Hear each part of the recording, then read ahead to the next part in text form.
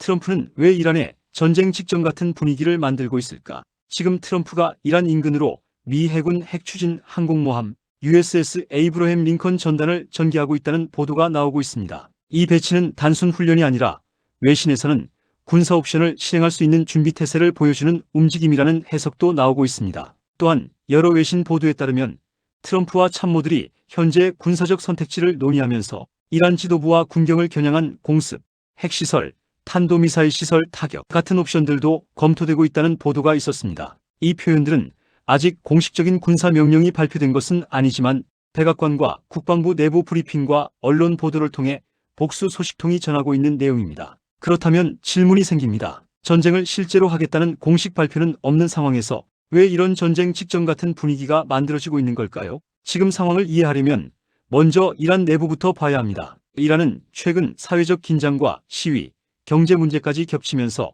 정권 운영 부담이 커진 상태라는 평가가 나옵니다. 국제 제재와 내부 불안이 동시에 작용하는 환경입니다. 이 시점에 미국의 움직임이 겹칩니다. 트럼프는 과거부터 이란 핵 문제를 다시 협상 테이블로 끌어내겠다는 입장을 여러 차례 밝혀왔고 최근에도 핵 합의를 다시 압박해야 한다는 메시지가 이어지고 있습니다. 그리고 이 외교적 목표와 동시에 이란 인근 해역으로 항공모함 전단이 전개되며 군사 옵션이 열려있다는 신호도 함께 나오고 있습니다. 즉 지금 상황은 이란 내부 불안, 핵합의 압박, 군사적 위력 과시 이 세 요소가 한 번에 겹쳐있는 구조입니다. 이건 단순한 군사 이동이 아니라 정치, 외교 목적과 연결된 움직임으로 해석됩니다. 이렇게 외교적 목표와 군사 움직임이 동시에 가는 방식을 국제 정치에서는 하나의 개념으로 설명합니다.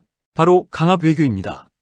이 전략은 전쟁을 실제로 벌이기 위한 준비라기보다 군사적 행동이 가능하다는 상황을 눈앞까지 끌어와 상대가 스스로 정책을 바꾸도록 압박하는 방식입니다. 핵심은 여기 있습니다. 폭격이나 공격 그 자체가 목적이 아니라 공격이 일어날 수도 있는 상황 자체가 압박수단이 되는 구조입니다. 그래서 이런 전략에서는 외교 메시지와 군사 신호가 동시에 나옵니다. 한쪽에서는 협상 가능성을 말하고 다른 한쪽에서는 군사 자산을 이동시키며 선택지는 여러 개 열려있다는 신호를 보내는 겁니다. 지금 미국의 움직임도 이 구조와 닮아 있습니다. 이란 핵 문제를 다시 협상 테이블로 끌어내려는 외교적 압박과 항공모함 전단 전개 같은 군사적 존재감이 같은 시기에 함께 나타나는 이유가 여기에 있습니다. 즉, 전쟁을 시작한 단계라기보다 전쟁 가능성을 압박수단으로 사용하는 단계입니다. 지금의 긴장 고조 상황을 단순히 우연이라고 볼 수는 없습니다. 이 움직임은 현재 도널드 트럼프 정권하에서 일어나고 있다는 사실입니다. 트럼프는 과거부터 이란 핵 합의를 강하게 종용해왔고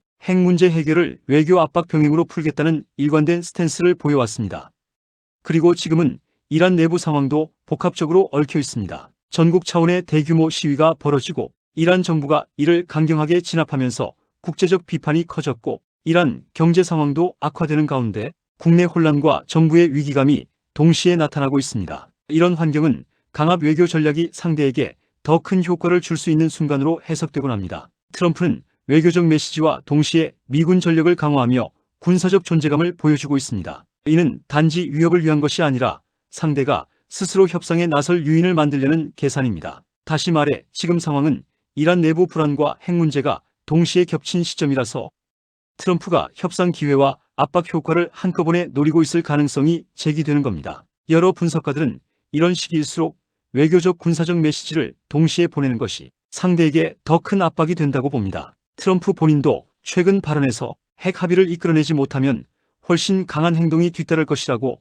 공식적으로 경고한 바 있습니다. 이런 발언과 군사 전력 증강은 단순한 국면 변화가 아니라 전략적 시기 선택이라는 해석이 나오는 이유입니다. 이 전략은 계산이 맞아떨어지면 전쟁 없이도 상대를 협상 테이블로 끌어낼 수 있습니다. 그래서 강압 외교는 자주 사용되는 방식이기도 합니다. 하지만 문제는 이 방식이 성공과 실패의 간격이 매우 좁다는 점입니다. 압박이 강해질수록 상대는 선택지가 줄어든다고 느끼게 됩니다. 그리고 선택지가 없다고 느끼는 순간 합리적 판단보다 체제 생존 논리가 앞서기 시작합니다. 이 지점에서 위험이 커집니다. 정권이 내부적으로 흔들릴수록 외부 압박을 협상 신호가 아니라 체제를 무너뜨리려는 시도로 해석할 가능성도 커집니다. 그렇게 되면 협상장으로 나오는 대신 오히려 강경 대응으로 방향을 틀 수 있습니다. 또 하나의 위험은 군사적 긴장이 높아진 상태 자체입니다. 항공모함, 전투기, 미사일, 병력이 가까이 배치된 상황에서는 작은 사건 하나가 연쇄 반응을 일으킬 수 있습니다. 예를 들어 정찰 활동 중 충돌, 드론 격추, 미사일 오발, 지역 무장 세력의 독자 행동 같은 변수들은 양쪽이 의도하지 않았어도 군사적 대응을 촉발할 수 있습니다. 문제는 이런 사건이 발생했을 때 이미 양쪽 모두가 높은 경계 태세에 들어가 있기 때문에 판단이 빠르고 강하게 내려질 가능성이 크다는 점입니다. 그리고 이런 상황에서는 상황을 진정시키는 시간이 거의 없습니다. 그래서 지금을 전쟁이 시작된 단계가 아니라 사고가 나기 쉬운 구간이라고 말하는 겁니다. 전쟁은 보통 계획대로 시작되기보다 긴장이 쌓인 상태에서 작은 사건이 통제 범위를 벗어나면서 벌어지는 경우도 많기 때문입니다.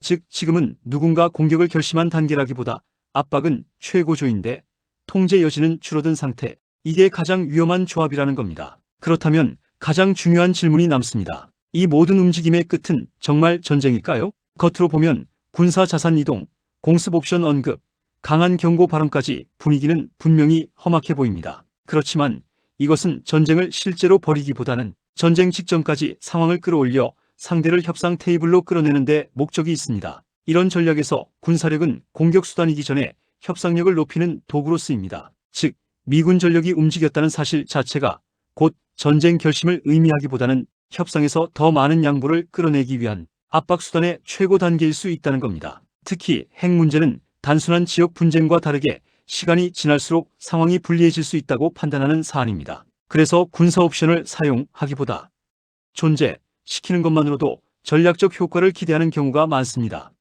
하지만 여기에도 불안 요소는 남아 있습니다. 압박은 협상으로 이어질 수도 있지만 상대가 이를 체제 위협으로 받아들이면 오히려 강경 노선으로 굳어질 수도 있습니다. 그리고 그렇게 되면 전쟁을 막기 위해 설계된 압박이 오히려 전쟁에 가까워지는 긴장 구간이라는 점이 더 중요합니다. 즉, 트럼프의 목표가 반드시 전쟁이라고 단정할 수는 없지만 전쟁을 피하려는 전략이 전쟁 위험을 함께 키우는 구조 속에 들어와 있는 상태, 이 모순이 지금 상황을 더 불안하게 만드는 요소입니다. 정리하면 이겁니다. 지금 상황은 전쟁이 시작된 게 아니라 전쟁 가능성을 압박 수단으로 쓰는 단계입니다. 하지만 압박이 강해질수록 실수 하나, 오판 하나가 상황을 다른 방향으로 밀어버릴 위험도 같이 커집니다. 그래서 이 구간이 조용한 전쟁이 아니라 가장 불안정한 평화 상태에 더 가깝다는 평가가 나오는 겁니다. 여러분은 어떻게 보시나요? 이 압박이 협상으로 이어질 가능성이 크다고 보십니까? 아니면 실제 군사 충돌로 이어질 위험이 더 크다고 보십니까?